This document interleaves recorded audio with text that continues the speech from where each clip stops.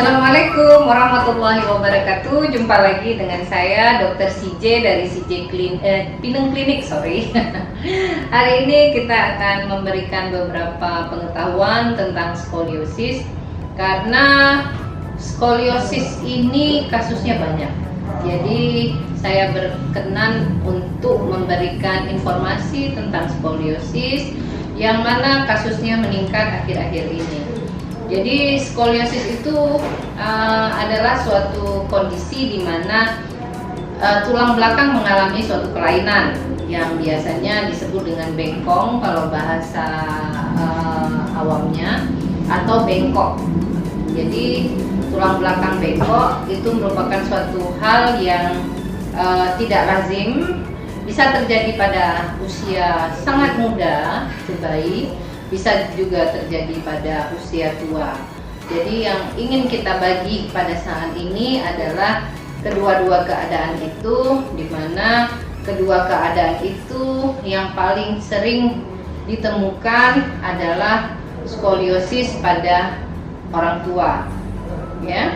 Sementara belakangan ini itu paling sering pasien datang ke klinik atau praktek dokter atau ke rumah sakit adalah keterkejutan orang tua melihat anak gadis atau anak remaja mereka, baik laki-laki atau perempuan, itu mengalami tulang yang bengkok. Jadi tulang bengkok ini merupakan suatu hal yang kadang tidak disadari oleh penderitanya sendiri. Jadi dia bisa ditemukan secara tidak sengaja. Ada beberapa kasus yang saya jumpai itu tulang bengkoknya ditemukan pada saat mereka melakukan spa bersama. Jadi satu orang ibu bersama anak gadisnya melakukan spa, massage. Dia baru terkejut saat capster atau petugas massage-nya itu mengatakan bahwa tulang anak ibu bengkok. Jadi skoliosis ini sebenarnya menarik sekali. Ada beberapa jenis skoliosis, yaitu jenis yang didapat pada penyakit kelainan bawaan, yaitu skoliosis juvenile. Jadi kelainan bawaan dari lahir itu akan terjadi bengkong pada tulang belakang, di mana anak-anak dengan skoliosis ini akan sangat lentur, ya, sehingga kelenturan itu menyebabkan tulang belakangnya tidak bisa tegak seperti orang pada umumnya. Jadi ini skoliosis juvenile ini atau bawaan ini akan terlihat pada usia dini, ya. Dia akan terlihat pada usia dini sehingga orang tua dapat mendeteksinya dengan cepat. Kemudian ada skoliosis yang didapat, di mana skoliosis yang didapat ini dia diakibatkan karena beberapa hal. Ada yang karena kecelakaan menyebabkan patahnya tulang belakang, ada yang disebabkan karena postur, yaitu postur yang tidak benar, ya. Kemudian ada juga yang disebabkan oleh beban berat, ya, yang dibawa pada pundak tapi pada satu posisi, sehingga beban itu akan berdampak pada satu sudut dari tubuh, sehingga timbul ketidakseimbangan dari otot. Kemudian ada skoliosis pada orang tua, ya. Skoliosis pada orang tua ini biasanya karena proses osteoporosis dan proses dari orang tua yang mengalami trauma juga bisa, yang mana trauma ini mengakibatkan nyeri yang berkepanjangan, atau trauma ini juga bisa mengakibatkan patahnya tulang belakang sehingga ada ketidakseimbangan otot, mengakibatkan tubuh miring ke satu sisi. Yang ingin saya jelaskan di sini atau memberikan tips-tips atau latihan itu pada skoliosis yang didapat.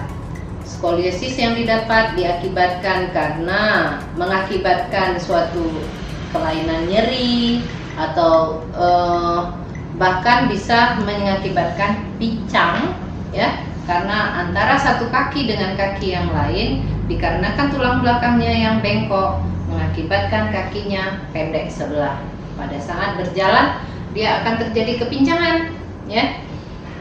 Jadi kita harus mendeteksi penyebab daripada skoliosisnya, kemudian kelainannya apa saja, kemudian seberapa besar sudutnya. Jadi sudut skoliosis itu atau sudut bengkok itu ada dua. Ada sudutnya yang berbentuk S, tulang belakangnya berbentuk S. Ada juga yang tulang belakangnya berbentuk C. Bisa C di atas atau C di bawah, atau bisa S yang atas lebih besar atau yang bawah lebih besar. Jadi hal ini juga sangat-sangat perlu konsultasi dengan dokter sehingga jelas apakah ini curve-nya atau kurvanya atau sudutnya itu masih bisa dilakukan perbaikan dengan latihan, atau ini harus menggunakan baju khusus atau brace, ya, atau memang ini harus dioperasi. Jadi memang harus dikonsultasikan terlebih dahulu.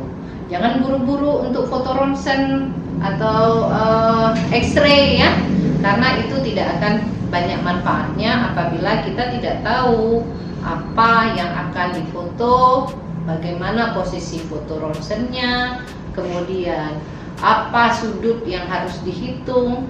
Jadi sebaiknya konsultasikan ke dokter. Dokter mana? Dokter ortopedi atau dokter rehab medik yang lebih menguasai dalam hal ini.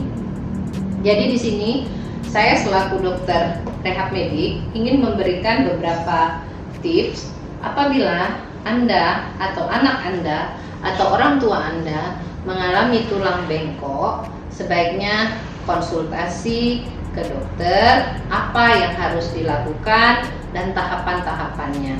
Kemudian sebaiknya melakukan tindakan latihan atau melakukan tindakan-tindakan pengobatan itu berdasarkan saran dari dokter. Jadi jangan melakukan latihan atau tindakan pengobatan atau bahkan diurut itu berdasarkan cerita atau pengalaman dari orang lain. Jadi atau bahkan mungkin Anda bisa mencari di Google. Jadi itu tidak bijaksana. Sebaiknya konsultasikan dahulu. Ada dua macam latihan. Ada untuk skoliosis, ada tipe X atau ada tipe Y. Ini hanya bersifat membantu, tidak mewakili advice dari dokter.